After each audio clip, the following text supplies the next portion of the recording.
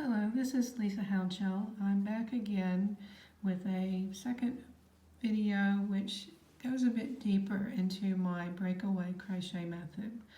I've been dying to make this pattern for this shawl, which I'm calling a dogwood shawl, available, but the only problem is the motifs use a 2-round motif instead of just the one that we learned in the first video. So all these little ones are only 1 round long, and that kind of limits us to what we can do. So if we can learn to make motifs that are more than 1 round, this really opens up the possibilities for what we can do. So I'm not going to show you how to make this motif or this shawl in this video. I just thought this might whet your appetite and make it worth learning. Instead, I'm going to go back to basics with these very simple motifs that are 2 rounds long, or 2 rounds. So if we can do these motifs without thinking too much, then the shawl pattern hopefully will make a lot more sense when I publish it. Okay, so you can see the similarities between this and this, in that the centers of all these motifs are basically a training wheel, except instead of 16 stitches, I'm only putting 12, as that facilitates the flow of the work, makes things more, we have to have a different multiple to get things to work in a grid. Okay, so again, if you have not seen my part 1, our first video, please go there now and have a look at that. I'll put the link in the description. Okay, so let's carry on with this method here, the 2 rounds, which you've not seen anywhere else, I'm pretty sure. Okay, so I suppose the one big difference with this is the number of yarn overs we do to start off a motif. So in this case, we're going to have 3 yarn overs, and then we're going to make a floating ring, which is, again, is the yarn over, pinch, yarn over, pinch, yarn over, pull through 2 loops, which has made the floating ring. Yeah, I got a bit sloppy with that, but there it is. And now we've got all these extra loops on the hook. For now, to do round 1, we're only going to be worried about these first ones. So to make the first DC of the round, yarn over and pull through 2 times. That's made the first stitch of the first round. Okay, and for now we're going to ignore all this extra stuff. Instead, we're going to work 11 more double crochets in the floating ring.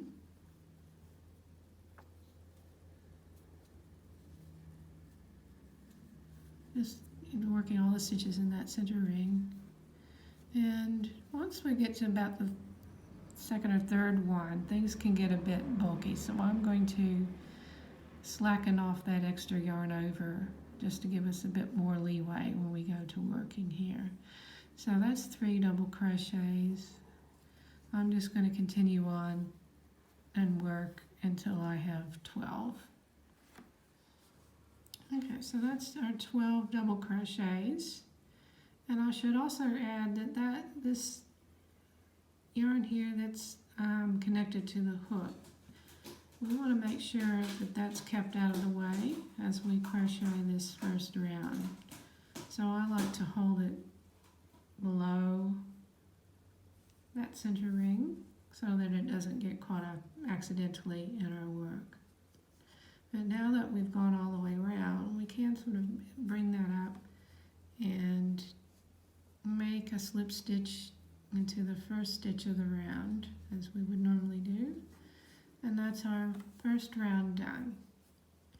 Now to go on to the 2nd round, we need to reestablish, since we're making double crochets, we need to reestablish that yarn over the hook.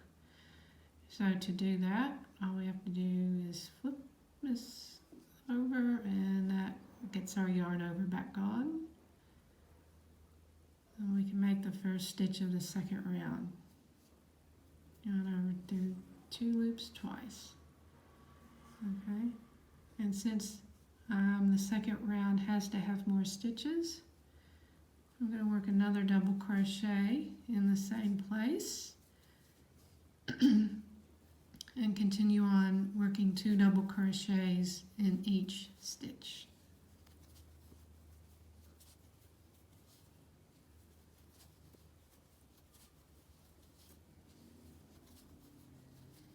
So you can see that now things are pretty much business as usual. Okay, now I'm going to continue, but I'm only going to work halfway around because that's where our next joining point is. So I'll go ahead and work those and explain a bit more what's happening. Okay, so I've worked 12 more stitches of the second round, which gets me halfway around. And I've stopped there because that's where I'm going to begin. I'm going to jump from here over to this motif here. So it's just a repeat process of how we started before. I do 3 yarn overs, and now I want to make a floating ring. So yarn over, pinch, yarn over, pinch, yarn over, pull through 2. So that's the center ring done. The first stitch of the first round, yarn over through 2, yarn over through 2. That's the first double crochet of the middle round. And again, just 11 more double crochets in that center ring. And remember, if things start getting a little bit too tight here, I can flip that over to release and give myself a bit more slack. And remember to hold that out of the way as I complete this first round. Okay, my 12 stitches of the round have been made, so slip stitch into the first stitch to close that round off. Now to start the second round, just flip that back over again to re-establish this yarn over, which is required for the first double crochet of the next round. So yarn over, pull through 2, yarn over, pull through 2, and now we proceed just like we normally would, putting another stitch in the same space, or same chain, and working 2 double crochets in each stitch.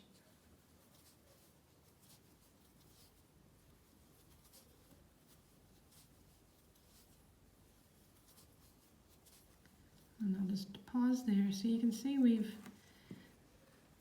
connected the first motif and the second motif without any, cutting the yarn or anything else. We can do as many as we like in that sort of series. But for now, I'm only going to work these 2 because I think that will be enough to demonstrate what's going on. So to finish this demonstration, I'm just going to continue working the rest of this round and do a slip stitch in between there and then finish that round off there. Okay, so I've done a total of 24 stitches on that second round by working 2 stitch in every stitch. I do a slip stitch between the 2 motifs. That should be familiar. And now I'm going to move back to the original motif and work 2 double crochets in every stitch.